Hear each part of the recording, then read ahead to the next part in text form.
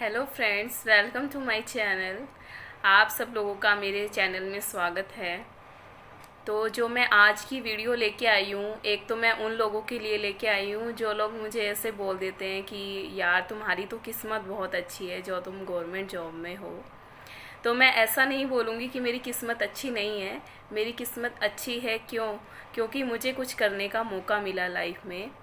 और दूसरा उन लोगों के लिए जो लोग ये कहते हैं कि नहीं हमारी ऐसी सिचुएशन है, लेकिन हम ये करना चाहते हैं बट हम नहीं कर सकते इन सिचुएशंस की वजह से।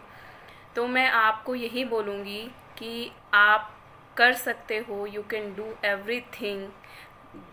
जब आपके दिमाग में और आपके जहन में ये चीज़ है कि नहीं हमें ये करना है, तो आप सब कुछ कर सकते हो। वो कहते हैं ना, ज़िंदगी जीना आसान नहीं होता, ज़िंदगी जीना आसान नहीं होता, बिना संघर्ष के कोई महान नहीं होता। तो चलिए दोस्तों, मैं जो है आज आप लोगों के साथ अपनी ज़िंदगी के कुछ हसीन पल नहीं बोलूँगी, जो मेरा एक स्ट्रगलिंग लाइफ थी, जो मेरा संघर्ष का समय था, तो वो मैं आप लोगों के साथ शेयर करना चाहूँगी। तो अभी जो मैं बात करूँ, मैं अभी CGD डिपार्टमेंट में एज अ ऑडिटर जो हूँ मैं कार्यरत हूँ। तो मैं यही अपनी जो लाइफ थी मेरी from housewife to CGD auditor, यही मैं आप लोगों के साथ शेयर करने आई हूँ। तो दोस्तों बात है 2016 की, 2016 की, फरवरी 2016 की। तो मुझे शादी से पहले नहीं पता था, सच बोलूँ तो, इन गवर्नमेंट एग्ज़ाम्स के बारे में। जस्ट बैंकिंग का मुझे पता था और मैंने एग्ज़ाम्स भी दिए थे, बट वही खुद से मैंने तैयारी करती थी, तो मेरा वही 1-2 मार्क्स से जो है पेपर रह जाता था, तो नहीं मेरा क्लियर हुआ। तो आफ्टर मैरिज जो है मेरे हस्बैंड ने मुझे अच्छे से गाइड किया। वो एक्चुअली इसी स्ट्रीम से हैं, वो कोचिंग करते थे, देते थे प्राइवेट इंस्टीट्यूट में। तो उन्होंने मुझे जो है सारा सिलेबस बताया और मुझे गाइड किया अच्छे से कि एक SSC CGL जो एग्ज़ाम है ये भी रहता है, साथ में बैंकिंग भी रहती है। तो मैंने इन दोनों को साथ में रख के अपना प्रिपेयर करना शुरू किया। और तो स्टार्टिंग में मैंने जो है वहीं से, हमारा जो लोकल है कैथल, मेरी शादी हुई थी तो कैथल में ही मैंने एक लोकल इंस्टीट्यूट से जो है अपनी जो कोचिंग है वो स्टार्ट करी। तो वहाँ पे जो हमारे इंस्टीट्यूट के जो हेड थे, सर थे, उन्होंने शायद पता नहीं मेरे अंदर क्या देखा, कुछ उनको लगा कि हाँ इस लड़की में कैलिबर है, शी कैन डू। तो उन्होंने मेरे जो हस्बैंड हैं उनको थोड़ा एडवाइस किया कि नहीं आप इनको, अपनी मिसेस को टाइम दो, तो ये कुछ कर सकती हैं लाइफ में। तो मेरे जो हस्बैंड हैं उन्होंने अपने आप से ही प्लान बना लिया कि हाँ नहीं, मैं इसको जो है कोचिंग करवाऊँगा मुखर्जी नगर दिल्ली से। लेकिन मैं इस चीज़ के लिए बिल्कुल एग्री नहीं थी। क्योंकि जो उस टाइम पे है, जो मेरा बेटा है त्रिभु, वो सिर्फ 1 साल का था और वो मेरी फीड भी लेता था, तो उसको छोड़ के जाना, तो ये मेरे लिए बिल्कुल ही, मैं इस चीज़ के लिए एग्री नहीं थी। लेकिन हमारी कुछ उस टाइम पे जो है सिचुएशंस ऐसी थी, फैमिली सिचुएशंस की, जो ये जॉब है और ये सब करना मेरे लिए बहुत ज़रूरी था। तो कैसे ना कैसे करके मेरे हस्बैंड ने मुझे एग्री कर लिया। तो और मैं 6 फरवरी की सुबह जो है ये मुझे छोड़ आए थे दिल्ली। तो मेरे सामने 2 चुनौतियाँ थी। एक तो यही कि जो मेरा जो सबसे बड़ी है कि हाँ जो मेरा बेबी है वो बहुत छोटा था, और दूसरा वो मेरी फीड भी लेता था, तो उसको ऐसे छोड़ के जाना तो बहुत ही मेरे लिए मतलब वो दर्द भरा पल था जो मैं उसको छोड़ के गई थी। और दूसरा, आपको पता है कि आफ्टर मैरिज एक मिडिल क्लास जो लड़की होती है उसकी लाइफ में क्या क्या सिचुएशंस होती हैं और कितना मुश्किल होता है ये सब करना। तो दूसरी वो सब मेरे साथ चुनौतियाँ थी साथ में। लेकिन फिर भी जो मेरे इन लॉज़ हैं उन्होंने एग्री किया कि नहीं हम बच्चे को संभाल लेंगे, तो आप करना चाहो तो कर सकते हो।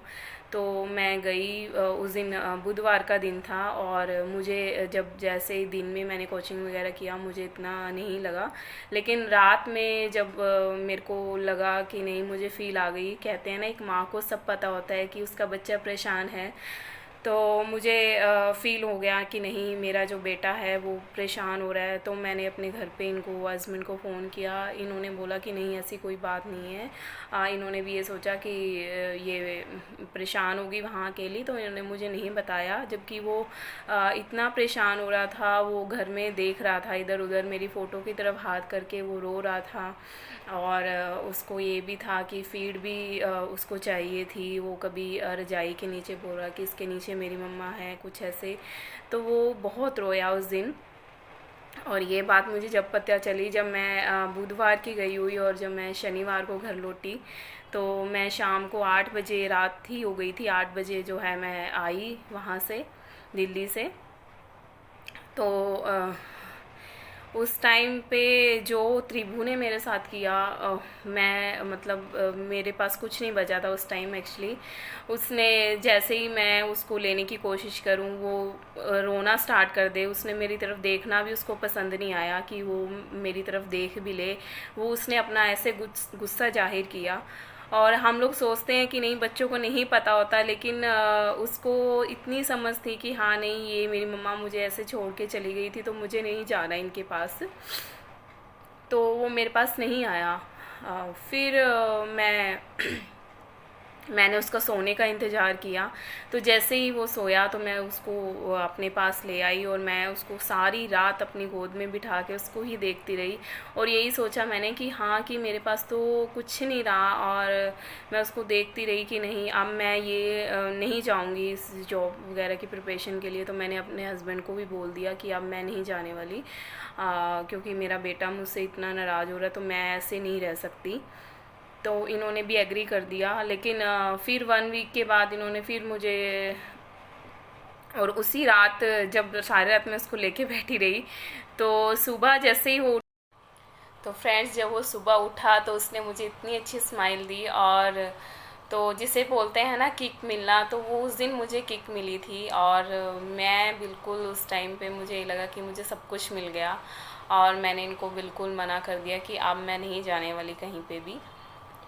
लेकिन वही है, इन्होंने 1 वीक तक मुझे कुछ नहीं बोला, लेकिन आफ्टर 1 वीक फिर उन्होंने मुझे फ़ोर्स करना शुरू किया कि नहीं, तुम जाओ। और मुझे भी लगा कि जो हमारी सिचुएशंस थी, तो मुझे लगा कि हाँ नहीं, ये चीज़ तो करनी ही पड़ेगी। तो फिर इन्होंने बोला कि तुम एक बारी और जाओ, और मैं फिर से गई।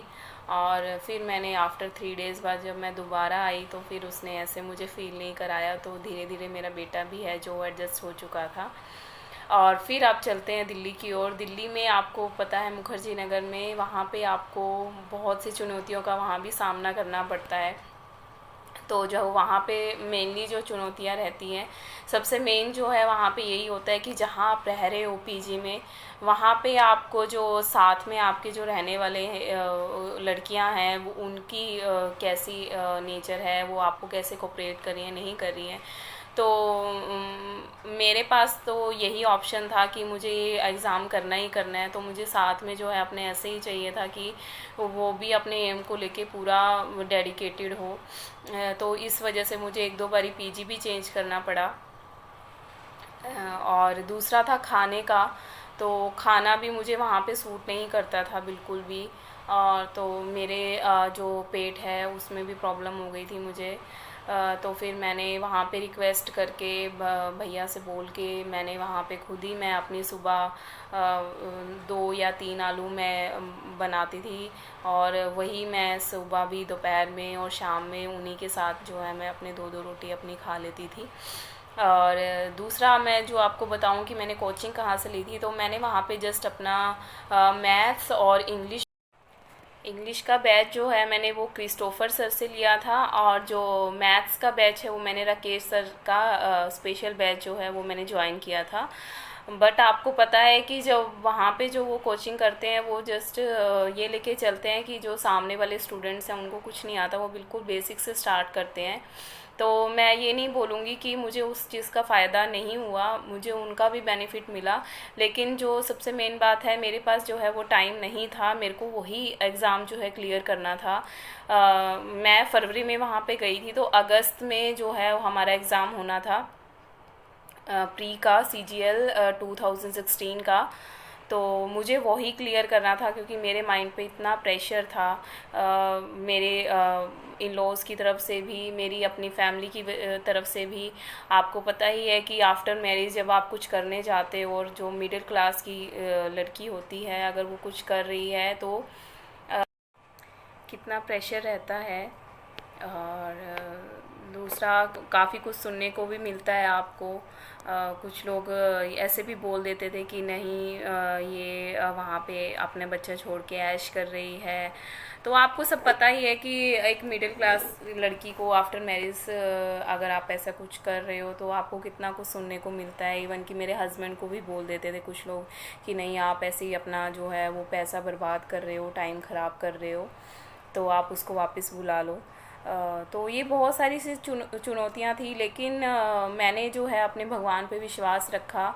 और जो ये सब बातें थी, इनको मैं एक कान से सुन के उनको अपने दिमाग में बिल्कुल भी नहीं रखती थी। मैं एक तरह से मैंने अपने आप को पत्थर बना लिया था कि नहीं, छोड़ो ये सब चीज़ें, जब आप कुछ बन जाओगे तो दुनिया अपने आप ही आपको सलाम करेगी। तो ये सब चुनौतियाँ थी मेरे पास। तो फिर मैंने, जैसे कि मैं आपको बता रही थी कि वो लोग जो कोचिंग वहाँ देते हैं, वो 1-1.5 साल का अपना वो टाइम लेके चलते हैं कि हाँ नहीं, इतना टाइम हमें लेना है, जो सिलेबस कवर अप कराना है।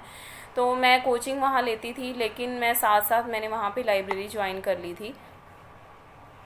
तो मैं सुबह जो है, सुबह मैं जाती थी लाइब्रेरी में सुबह 2-3 घंटे के लिए। उस टाइम पे मैंने अपने जो है मैं सेट लगाती थी मैथ्स के, इंग्लिश के, और अपना रीजनिंग और जीके मैं पढ़ती थी। इवन कि जो है मैं राइट करके भी अपने नोट्स भी बनाती थी उसमें कॉपी में। तो वो बहुत काम आते हैं जब आपका एग्ज़ाम होता है उस टाइम पे। तो मेनली जो है प्रैक्टिस, प्रैक्टिस आपको बहुत ज़रूरी है किसी भी एग्ज़ाम को क्लियर करने के लिए। तो प्रैक्टिस प्रैक्टिस प्रैक्टिस। और दूसरा ये है कि आप ये मत सोचो कि अगर आपका मैथ अच्छा नहीं है तो आप सीजीएल नहीं कर सकते, ऐसा भी बिल्कुल नहीं है। तो जितनी आप प्रैक्टिस करोगे तो आप इजीली जो है एग्ज़ाम ये क्लियर कर सकते हो, बशर्ते कि आपके दिल में होना चाहिए कि नहीं, हमें कुछ करना है। तो ऐसे मेरा सफ़र बीतता चला गया। और तो फिर नवंबर में जो प्री मेरा अगस्त में था वो मेरा क्लियर हो गया। तो उसमें मेरे जीके में कम थे मार्क्स, आई थिंक 32 मार्क्स थे। बाकी मेरे तीनों सब्जेक्ट्स में अबव 40 मार्क्स थे। अभी मुझे एक्चुअल में मार्क्स ध्यान नहीं है। तो उसके बाद जो है मेरा जो मेंस है वो मेरा नवंबर में था। और फिर मैं जो नवंबर में है अपना एग्ज़ाम दे के वापस आ गई थी एक बार। उसके बाद जो मेरा टीयर 3 था वो मेरा मार्च में होना था 2014 में। तो उसके लिए मैं फिर से 2 मंथ्स के लिए मेरे हस्बैंड ने मुझे वहाँ पे भेज दिया था। तो ऐसे करके मेरा ये सफ़र रहा। तो मैं फ्रेंड्स आप लोगों को यही बोलूँगी कि कुछ भी आसान नहीं है, लेकिन उसको आपको आसान बनाना पड़ेगा। और ये जो आपकी कंडीशंस है, सिचुएशंस हैं, क्या पता जो मेरी सिचुएशंस थी आप लोगों की उससे भी ज़्यादा हो, कठिन सिचुएशंस हो, लेकिन उनसे आपको बिल्कुल भी घबराना नहीं है। आप एक कदम आगे बढ़ाओ, जो आपके भगवान हैं वो भी आपका साथ देंगे। और आप अपने दिलो जहान से अपनी जो है अपनी तैयारी करो, और आप ज़रूर कुछ ना कुछ बनोगे। चलिए फ्रेंड्स, मैं जाते जाते कुछ 2 लाइनें आप लोगों को बोलना चाहूँगी कि कोशिश करने वालों की कभी हार नहीं होती, कोशिश करने वालों की कभी हार नहीं होती। लहरों से डरकर नौका पार नहीं होती। संघर्ष का मैदान छोड़कर मत भागो तुम, संघर्ष का मैदान छोड़कर मत भागो तुम। कुछ किए बिना ही जय जयकार नहीं होती, कुछ किए बिना ही जय जयकार नहीं होती। कोशिश करने वालों की कभी हार नहीं होती। तो चलिए फ्रेंड्स, अब मैं चलती हूँ। आप लोगों का बहुत बहुत धन्यवाद जो आप लोगों ने मुझे सुना। तो थैंक यू फ्रेंड्स, आप लोग भी आगे बढ़िए, अपनी तैयारी कीजिए। आप मेरी गुड विशेस आप लोगों के साथ है। Thank you friends, thanks a lot, bye bye.